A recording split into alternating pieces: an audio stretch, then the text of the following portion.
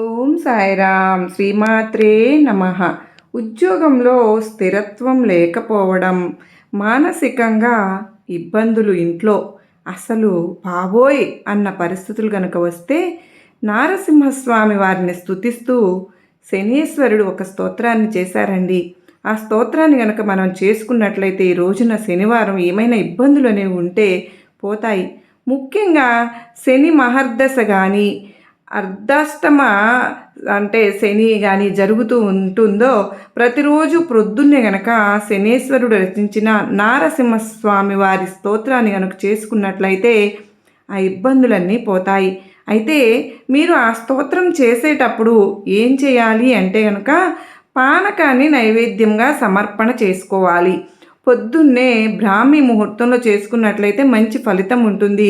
మనం ఈ ప్రపంచంలో ఎవరికి ఏ కష్టం చెప్పుకున్నా మన కష్టం తీరదు.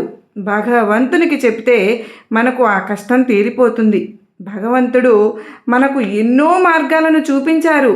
మనం కష్టం నుంచి బయటపడే మార్గాలను ఒక ప్రయత్నం చేసి మనం వాటిని తొలగించుకోవచ్చు. ప్రతి ఒక్కరము కూడా ఆ విధంగా చేసుకుంటే చాలా మంచిగా చెప్పిన వాళ్ళు కూడా ఉన్నారండి. అలా చేసుకున్నాము, మాకు మంచి జరిగింది అని చెప్పే వాళ్ళు నాకు ఫోన్ చేసి మరీ చెప్పారు. నిజంగా మనం అది ఎలా అయినా పొద్దున్నే మనం పూజ చేసుకోవాలని అనుకుంటాం, కానీ కుదరడం లేదు కదా. ప్రతిరోజు ఏదో ఒక వంక చెప్పి మానేస్తూ ఉన్నాను అక్క. ప్రతిరోజు పూజ చేయాలి అంటే ఏం చేయాలి అని అడుగుతూ ఉన్నారు. ప్రతిరోజు పూజ చేయాలి అంటే చక్కగా దీపారాధన చేసేసుకుని మనం వంట చేసుకునేటప్పుడు కనుక మనకు వచ్చిన స్తోత్రాలు అవి చదువుకుంటూ ఉంటే చాలు. ఒకవేళ అవి రాలేదనుకోండి, మన ఇష్టదైవ నామస్మరణ చేసుకున్నా సరే. కలియుగంలో నామస్మరణకి మించింది అయితే లేదు కదా. అయినా సరే ఇంకొకరిని ఏడిపించుకోకుండా, ఎవరిని బాధ పెట్టకోకుండా ధర్మ మార్గంలో గనక ఉంటూ మన కర్తవ్యాలను, మన బాధ్యతలను మనం నిర్వర్తిస్తూ భగవంతుని పాదాలు పట్టుకుంటే సరిపోతుంది. పూజ అంటే అక్కడ గంటలు గంటల తరబడి కూర్చుని చేయడం కాదు. ప్రతి క్షణం మన మనసులో భగవన్ నామస్మరణ చేయటము, భగవంతుని ఎప్పుడు మనం తలుచుకోవడము, భగవంతునికి దగ్గరయ్యే విధంగా మన ప్రవర్తన ఉండడము, ఇదంతా కూడా పూజకే వస్తుంది.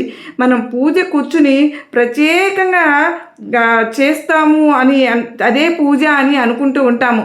నిజంగా ఇది కూడా మనం భగవంతుని ఏ రోజునైనా సరే పుణ్యక్షేత్రాలకు వెళ్ళాలని ఉంటుంది చాలామందికి, కానీ కొంతమందికి కుదరదు.